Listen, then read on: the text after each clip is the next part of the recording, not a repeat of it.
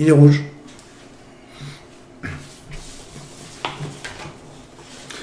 Bonjour à tous, excusez-nous pour un petit problème technique. Effectivement, Facebook a refusé de prendre directement là. Mais bienvenue à tous et puis bonne soirée. Bienvenue à Richard qui est venu de Draguignan jusqu'à Toulon. De Nice même. De Nice même, jusqu'à Toulon. Pour être avec vous. Voilà.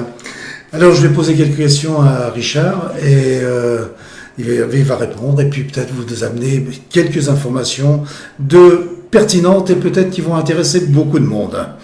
Mais d'abord j'aimerais poser une question à Richard, une question beaucoup plus large. Pour faire une équipe de France, généralement il faut d'excellents joueurs français. Pour les trouver, il y a différentes manières, mais des fois il y a des ascensions un petit peu particulières qui se font.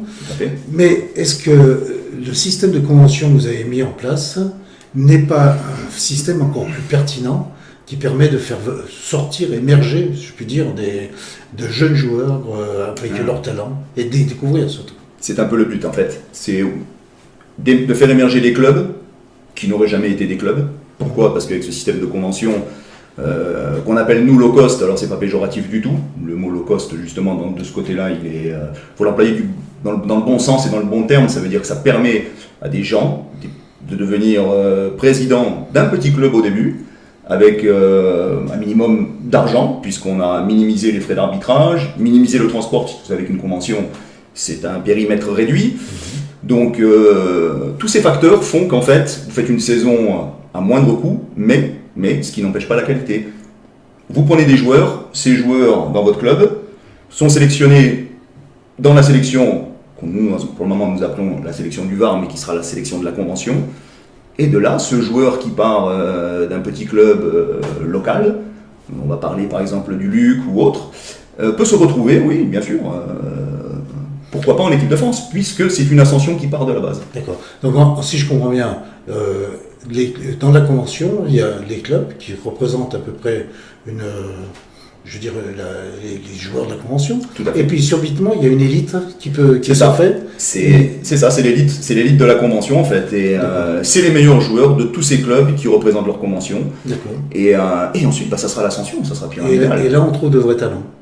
Et on trouve de vrais talents, oui. Et on s'en est aperçu justement à la Coupe d'Europe, donc on avait des joueurs, puisque des joueurs ont intéressé certains clubs locaux, on va dire, donc on s'est aperçu qu'on n'avait pas amené n'importe qui. Quoi, voilà. Oui, et pas n'importe quel, paraît-il. Et pas n'importe lesquels non plus, oui. D'accord, ok. Bon, est-ce que on peut voir un autre aspect de toute cette saison? Oui. C'est toutes vos démarches qui ont été faites auprès du ministère, des DGSS régionales, etc. Pour, redonner la juste position au niveau du ministère de ce qu'est exactement le vrai futsal. Relégitimer, si je puis dire. Oui, tout à fait, je comprends votre question. La question et la réponse a été simple. Le ministère reconnaît la légitimité évidemment de notre fédération, parce que l'UNCFS est une fédération, n'oublions pas. Et il la reconnaît forcément, puisque c'est la plus vieille. C'est celle qui a importé le futsal en France, bien avant d'autres fédérations. Donc oui, vous êtes reconnus. Nous sommes les légitimes en fin de compte. On est légitime, mais vous ne serez pas délégataire. Vous ne serez jamais délégataire parce qu'on nous a gentiment fait comprendre qu'il y avait qu'une seule fédération en France qui était délégataire du jeu au pied. Je dis bien du jeu au pied, évidemment. Oui, c'est-à-dire c'est pas que du football. C'est-à-dire c'est de tous les jeux au pied. Voilà, dès que vous jouez au pied. Alors qu'il y a des tas de fédérations de jeu à la main ou d'autres, etc. Donc en fin de compte, c'est la fameuse phrase d'un secrétaire, d'un directeur de cabinet, qui disait il y a le football et tous les autres. C'est un peu ça. Voilà, d'accord. C'est un peu ça. Alors on ne vous empêche pas de jouer, on ne vous empêche pas de faire, mais c'est très compliqué. Bon, il y en a qui ont une voie toute tracée, et puis nous, on est semés d'embûches, quoi, voilà, tout simplement. D'accord. Mais bon, c'est pas pour ça qu'on a l'habitude, donc on continue, on avance. Ok. Excusez-moi. On va parler peut-être de, maintenant, vous aviez parlé de l'Union nationale des clubs de futsal. Oui. Vous avez travaillé sur des nouveaux statuts. Un nouveau nom peut-être aussi. Oui. Voilà. Donc en fin de compte, l'UNCFS garde la légitimité des premiers joueurs qui ont amené le futsal en France jusqu'à aujourd'hui. C'était ça, Georges. C'était le but, c'était de garder justement ce nom, UNCFS, parce qu'on s'aperçoit, sur les sites internet, et même au cours de compétitions qu'on fait, que le nom UNCFS a marqué le futsal en France et même en Europe. Et donc, pourquoi avoir récupéré l'UNCFS? On aurait pu partir sur autre chose, non? Parce qu'on a sauvé un palmarès, on a sauvé un patrimoine, hein, on peut appeler ça un patrimoine. Tout à fait. C'est peut-être un peu exagéré peut-être pour certains, mais moi je trouve pas, parce que c'est beaucoup de matchs internationaux, beaucoup de compétitions européennes, des championnats de France qui auraient pu tomber dans l'oubli. Donc moi je trouvais que c'était dommage. Et donc voilà pourquoi on s'est battu, pourquoi on a racheté l'UNCFS, parce qu'il faut dire qu'on l'a racheté, parce que il y avait des dettes qu'il a fallu éponger, ça n'a pas été facile, on n'a pas été aidé. Oui, c'était très important pour nous de sauver l'UNCFS. D'accord. Et maintenant, donc avec les nouveaux statuts, c'est devenu une union nationale des conventions de futsal. Voilà, c'est l'Union nationale des conventions de futsal, c'est ce qui change un petit peu, la seule chose qui change, mais le sigle restera le même. D'accord. Donc en fin de compte, c'est la nouvelle restructuration et les nouveaux statuts qui vont correspondre à cette nouvelle restructuration nationale. D'accord. Ok. On donne pour les avoir lus, j'ai vu que vous aviez donné une priorité au club formateur.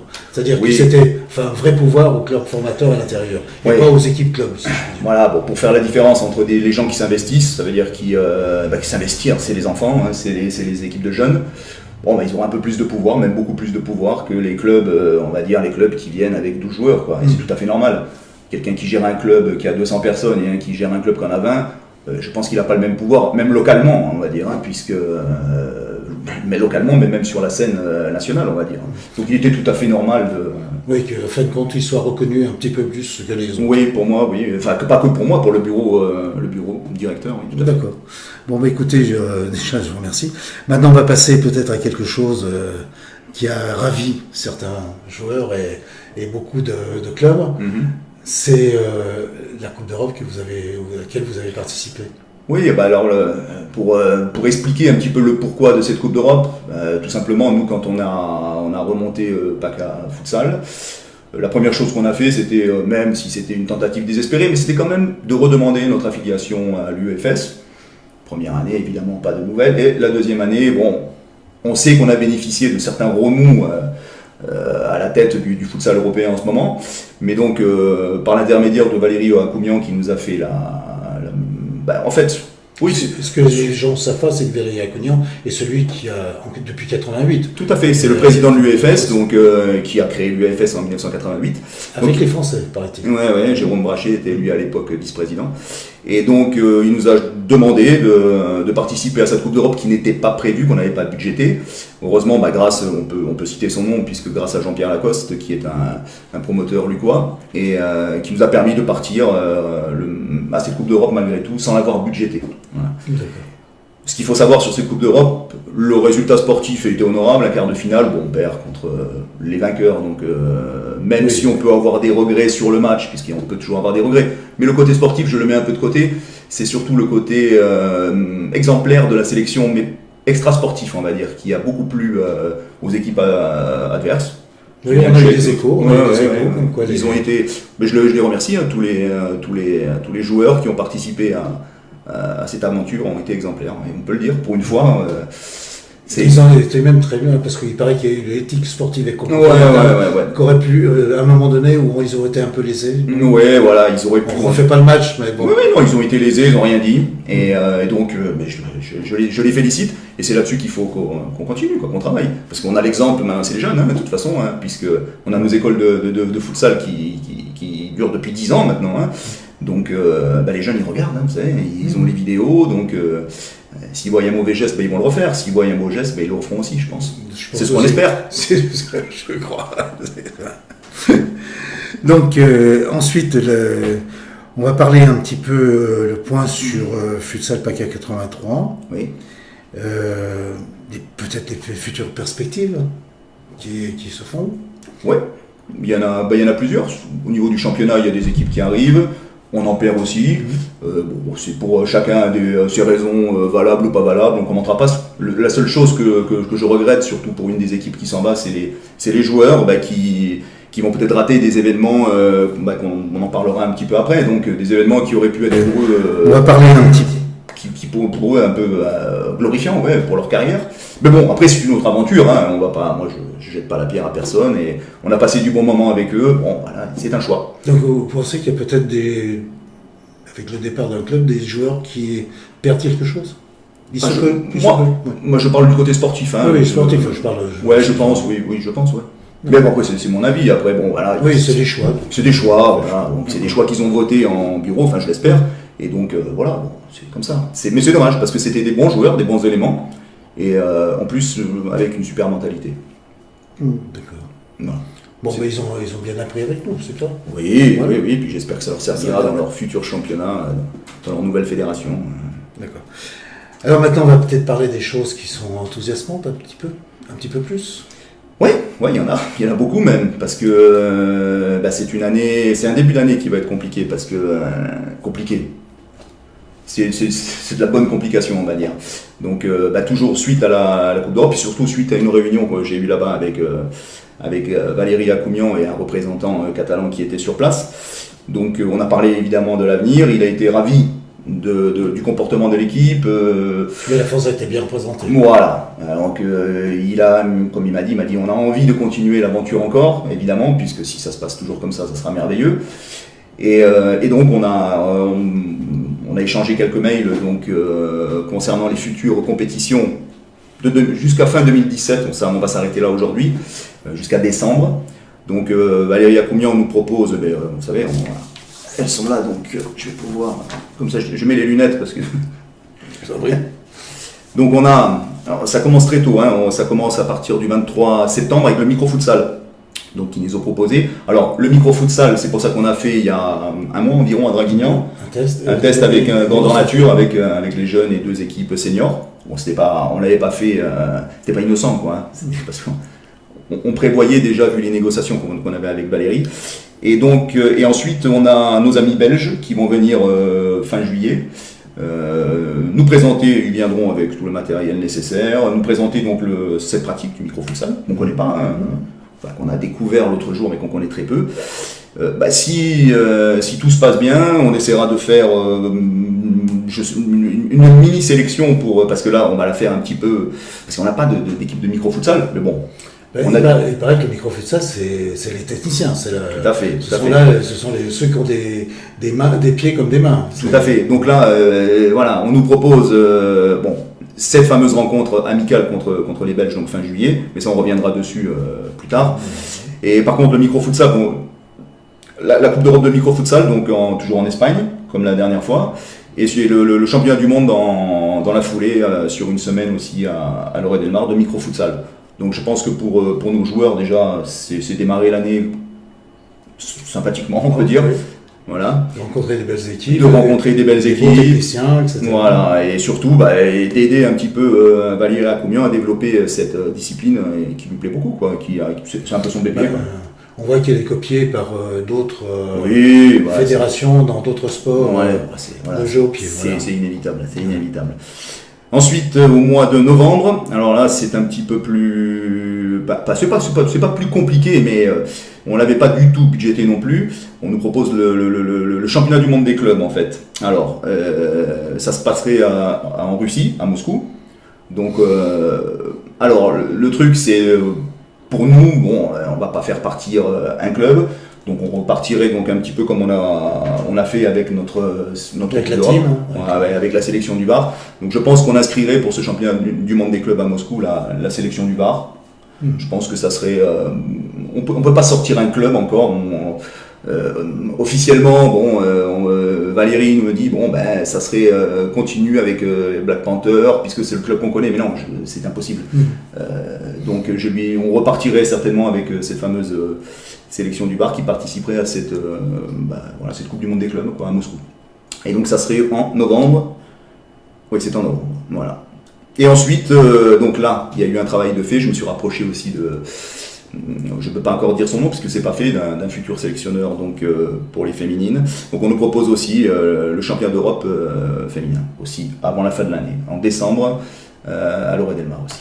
Voilà. Donc je pense que pour les joueurs les joueuses et les joueuses, J'aurais dû faire le contraire. Les joueuses et les joueurs, merci Georges. Non, je pense que le programme, il est sympa. Il est très sympa. Je pense, oui. C'est pas tous les jours qu'on part en Coupe du Monde, même des clubs en Russie quand même. Oui. Alors, il va falloir... Donc, si je comprends bien, je reviens au début là. Oui. Donc, des gens qui peuvent être dans des endroits comme Puget, comme Saint-Égulf, etc., qui n'ont aucune visibilité et peuvent se retrouver très rapidement en... C'est ça, et ben, ces gens-là peuvent se retrouver... Championnat du monde des clubs. Voilà, ils peuvent être au mois de novembre, ils peuvent préparer une semaine de vacances, ils sont en Russie. Voilà, donc ça... Non, c'est pour ça, ce côté convention, et on y tient beaucoup, et ça permettra toujours que le haut de la pyramide... oui, mais il sera toujours alimenté par la base, en fait. Voilà, c'est ce qui est important. D'accord. Écoutez, j'ai également entendu parler, puisque vous étiez, tout à l'heure, on parlait de la Coupe d'Europe, les arbitres ont été particulièrement, enfin notre arbitre qui accompagnait, a été particulièrement apprécié. Très apprécié. Alors, on était un peu... au début, on nous a demandé d'amener un arbitre. Bon, c'est toujours pareil, amener un arbitre, les règles, et est-ce que ça sera pareil? Est-ce qu'il va arbitrer pareil? Et en fait, au final, on peut citer son nom, puisque c'est David Couzon.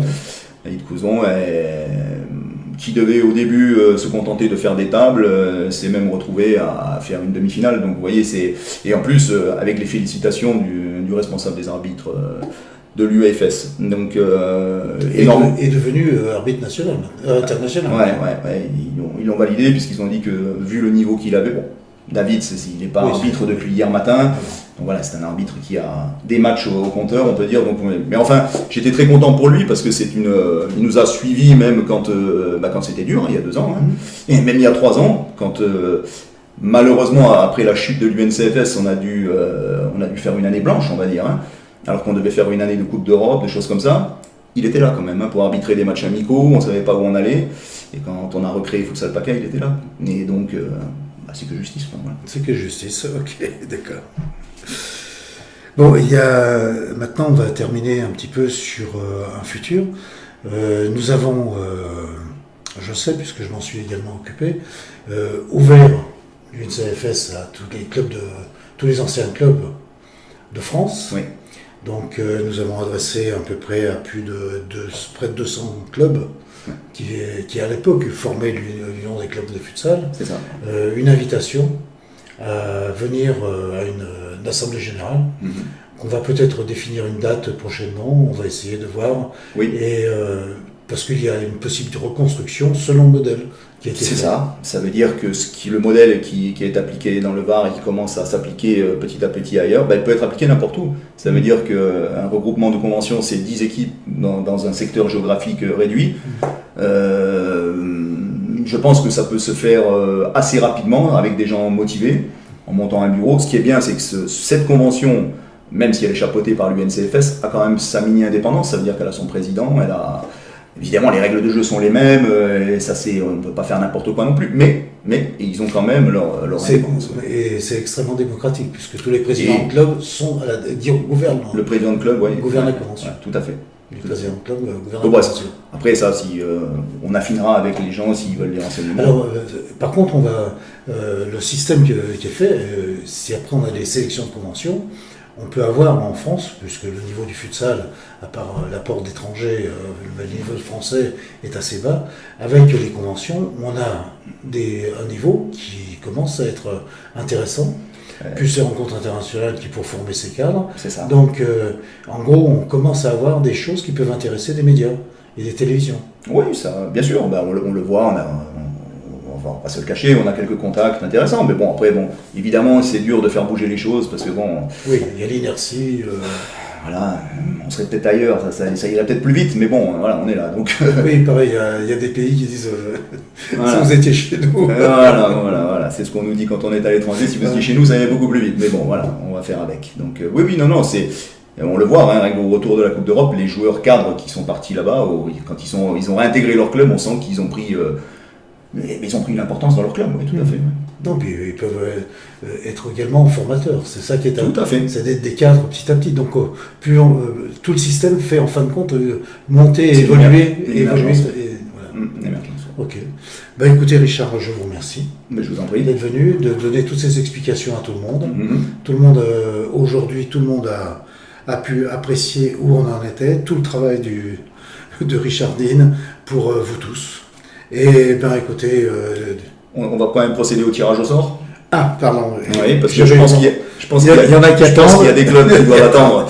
Alors c'est le tirage au sort pour le Final Four qui a lieu samedi 1er juillet à Draguignan. Donc c'est pas un tirage au sort, c'est pour l'ordre des matchs surtout. Savoir qui joue en premier et qui joue le second match.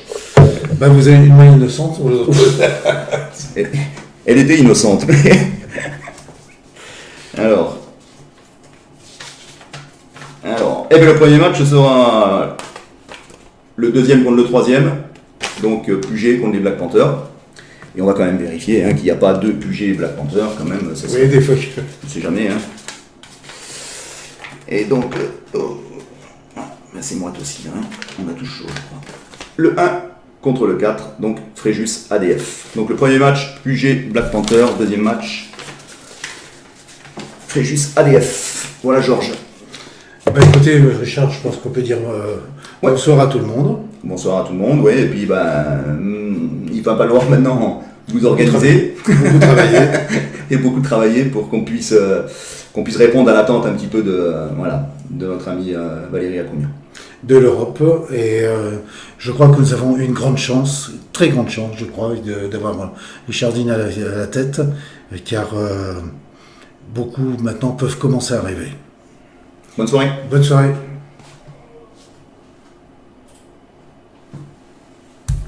J'ai vu Tony qui se